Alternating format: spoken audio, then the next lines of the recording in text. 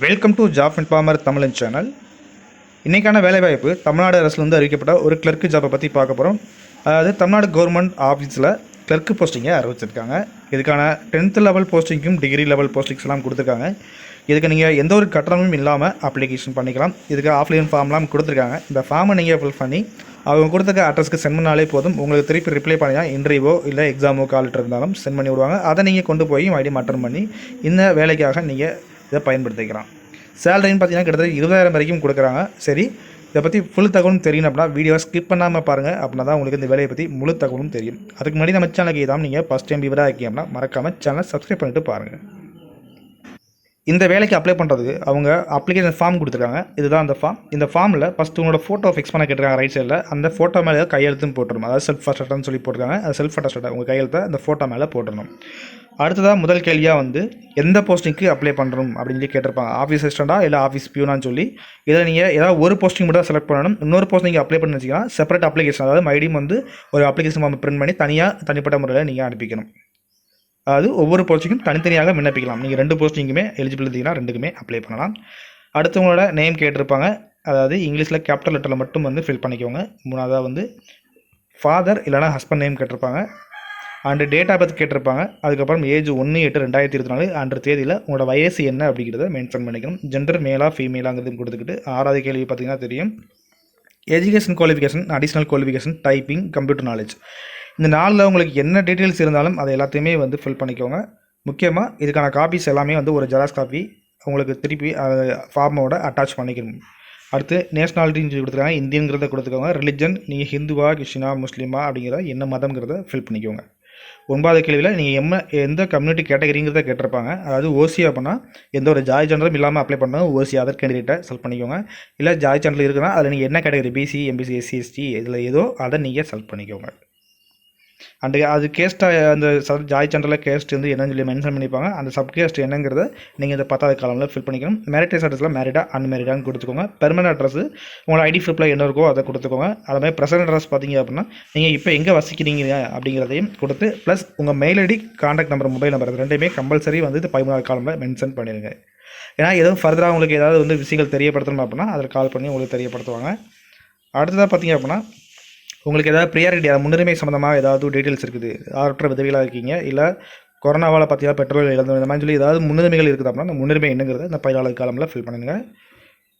And 15வது, 16, 17 இதெல்லாம் பார்த்தீங்க அப்படின்னா எல்லாமே நோ கொடுத்துக்கோங்க. இல்லை எஸ்ன்னு சொல்லி கொடுத்தீங்க அப்படின்னா கண்டிப்பாக உங்களுக்கு வேலை கிடைக்காது. அதில் என்ன கொடுத்துருக்காங்கன்னா எதுவும் கிரிமினல் கேஸில் இன்வால்வ் ஆகிருக்கீங்களா அப்படி இருந்தால் அது டீட்டெயில்ஸ் என்ன அது சம்மந்தமாக எல்லாமே இல்லை கேட்டிருக்காங்க. இதில் 15, 16, 17 எல்லாத்துக்குமே நோங்கிறத கொடுத்துக்கோங்க. 18ல் எக்ஸ்பீரியன்ஸ் சொல்லி கொடுத்துருப்பாங்க. இந்த எக்ஸ்பீரியன்ஸ் யாருக்காவது இருக்குது அப்படின்னா இந்த 18வது காலமில் எந்த ஆர்கனைசேஷனில் ஒர்க் பண்ணீங்க, அதுக்கான பதவி என்ன பதவியில் இருந்தீங்க, ப்ரீடு பார்த்தீங்க அப்படின்னா எந்த ப்ரீடு வரைக்கும் ஒர்க் பண்ணீங்க, நேச்சர் ஆஃப் ஒர்க் அங்கே என்ன ஒர்க் இருக்கும் அப்படிங்கிறத இந்த காலமில் ஃபில் பண்ணிக்கோங்க. அடுத்து 19வதுல நம்பர் ஆஃப் என்க்ளோசன்ஸுக்கு கேட்டிருப்பாங்க.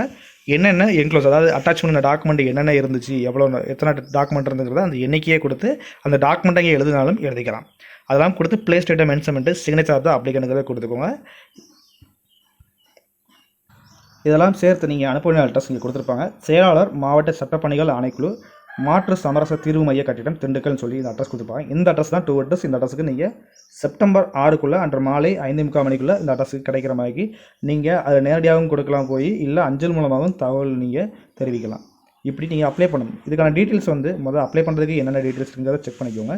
போஸ்டிங்கை பொறுத்தவரைக்கு deputy chief legal aid defence கவுன்சிலும் assistant legal aid defence counsel கொடுத்துருக்காங்க. அண்ட் ஆஃபீஸ் அசிஸ்டன்ட் அல்லது கிளர்க்கு, ஆஃபீஸ் பியூன், இந்த 4 விதமான பணிகள் கொடுத்துருக்காங்க. ஒவ்வொருத்தையும் பார்த்தீங்க அப்படின்னா வேக்கண்ட் கொடுத்து டோட்டலாக ஒரு 9 வேக்கண்ட் கொடுத்துருக்காங்க. இது எங்கேருந்து அறிவிச்சிருக்கான்னு பார்த்தீங்கன்னா மாவட்ட சட்டப்பணிகள் ஆணைக்குழு திண்டுக்கல் அறிவிச்சிருக்காங்க. இது சென்னையோட மாண்புமிகு தமிழ்நாடு சட்டப்பணி ஆணைக்குழு சென்னை அந்த உத்தரவின் பேரில் இதை நடத்துகிறாங்க. இதன் அடிப்படையில் இந்த செலெக்ஷன் நடக்கும். இதுக்கு இன்டர்வியூ மட்டுமே ப்ராசஸ் அவங்க வச்சுருக்காங்க. இந்த இன்டர்வியூக்கான கால் லெட்டர் உங்களுக்கு திருப்பி அனுப்புனாங்க அப்படின்னா நீங்கள் போய் அதை அட்டன் பண்ணணும். ஒருவேளை கால் லெட்டர் எதுவும் அனுப்பலை அப்படின்னா அவங்க கொடுத்துருக்க அந்த திண்டுக்கலோட அஃபிஷியல் வெப்சைட், ஈகோட் வெப்சைட் இருக்கும். அந்த வெப்சைட் மூலிமா நீங்கள் இதுக்கான இன்டர்வியூ டேட் அண்ட் பிளேஸ் எங்கே நடக்குங்கிறத ஒரு வேளை தெரிஞ்சுக்க வாய்ப்புகள் இருக்கும். அதனால் ரெகுலராக ஈகோட் வெப்சைட்டுங்கிறத செக் பண்ணி திண்டுக்கலுக்கான வெப்சைட்டை செக் பண்ணி பாருங்கள். வீடியோ டிஸ்கிரிப்ஷனில் அந்த லிங்க்கை வேணால் கொடுத்துட்றேன், செக் பண்ணி பார்த்துக்கோங்க. இதில் ஃபஸ்ட்டு நீங்கள் அப்ளை பண்ண அனைவருமே எடுக்க மாட்டாங்க, ஷார்ட் லிஸ்ட் பண்ணுவாங்க. இந்த ஷார்ட் லிஸ்ட் பண்ணி அவங்க கூப்பிட்றாங்க மட்டும்தான் இன்டர்வியூக்கு போக முடியும். இது எப்படி அப்படின்னா அதாவது தவறுதலாக அப்ளிகேஷனை ஃபில் பண்ணியிருக்கீங்க, ஏதாவது மிஸ்டேக் நடக்குன்னா அவங்கள தான் கூப்பிட மாட்டாங்க. எஜுகேஷன் குவாலிஃபிகேஷன் எல்லாம் கரெக்டாக இருக்குது, தகுதி எல்லாம் கரெக்டாக இருந்தும் தெளிவான முறையில் அப்ளிகேஷன் பண்ணியிருக்கீங்க அப்படின்னா கண்டிப்பாக அனைவருமே பார்த்தீங்கன்னா இன்டர்வியூக்கு வந்து கால்ஃபர் பண்ணுவாங்க அவங்க. இதுக்கான ஒர்க் பார்த்தீங்கன்னா மொத்தம் 2 இயர்ஸ் வந்து இருக்குன்னு சொல்லியிருக்காங்க. கான்ட்ராக்ட் பேசிஸ்லாம் வந்து கொடுக்காங்க. பின்னாடி எக்ஸ்டெண்ட் பண்ணுறதுக்கும் வாய்ப்புகள் இருக்குது. உங்களோட பெர்ஃபார்மன்ஸ் அண்டு உங்களோட பெர்ஃபார்மன்ஸ் முழு அளவையும் பார்த்துட்டு அவங்க இந்த 2 வருஷத்துக்கு அப்புறம் கூடுதலாக ஒர்க் பண்ணுறதுக்கும் வந்து அவங்க இதுக்கு ப்ரொவைட் பண்ணலாம், பெர்மனெண்ட் ஆக்குறதுக்கும். இதுக்கான சேலரி லெவல் பார்த்துக்கிட்டிங்க அப்படின்னா மினிமம் 20,000 60,000 வரைக்கும் சேலரி இருக்கும். ஒவ்வொரு போஸ்டிங்கை பொறுத்து உங்களுக்கு அதுக்கான சேலரி வந்து கொடுப்பாங்க. இதுக்கான எஜுகேஷன் குவாலிஃபிகேஷன் சொல்லி எடுத்துக்கிட்டிங்கன்னா ஆஃபீஸ் அசிஸ்டன்ட் கிளர்க்கை பொறுத்த வரைக்கும் பார்த்திங்க அப்படின்னா கிராஜுவேஷன் தான், என்ன டிகிரி முடிச்சவங்க இதுக்கு அப்ளை பண்ணலாம். கூடுதலாக டைப்பிங் ஸ்பீடு ஸ்கில்ஸ் உங்களுக்கு இருக்குதுன்னா உங்களுக்கு அது போக வந்து கம்ப்யூட்டரில் ஏதாவது ஸ்கில்ஸ் இருக்குது அப்படின்னா நீங்கள் தாராளமாக இதுக்கு அப்ளை பண்ணலாம். இதில் மேக்ஸிமம் ஃபைல் மெயின்டெனன்ஸ் தான் பார்த்திங்க அப்படின்னா இருக்கும்.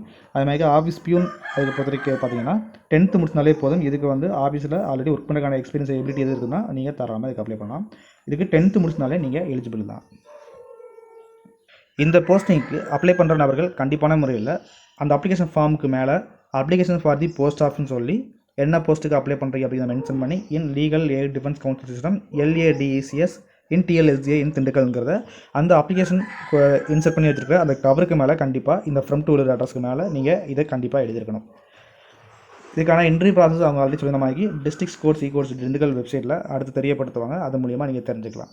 இதில் வேறு எதுவும் டவுட் இருக்கா அப்படின்னா கண்டிப்பாக கமெண்ட் பாக்ஸில் தெரியப்படுத்துங்க. முக்கியமான ஒன்று இதில் ஏஜ்னு பார்த்தீங்க அப்படின்னா மினிமம் 18 தான். மேக்ஸிமம் இது வரைக்கும் இதில் கொடுக்கல. நீங்கள் தாராளமாக அனைவரும் இதில் அப்ளை பண்ணுங்கள். நன்றி.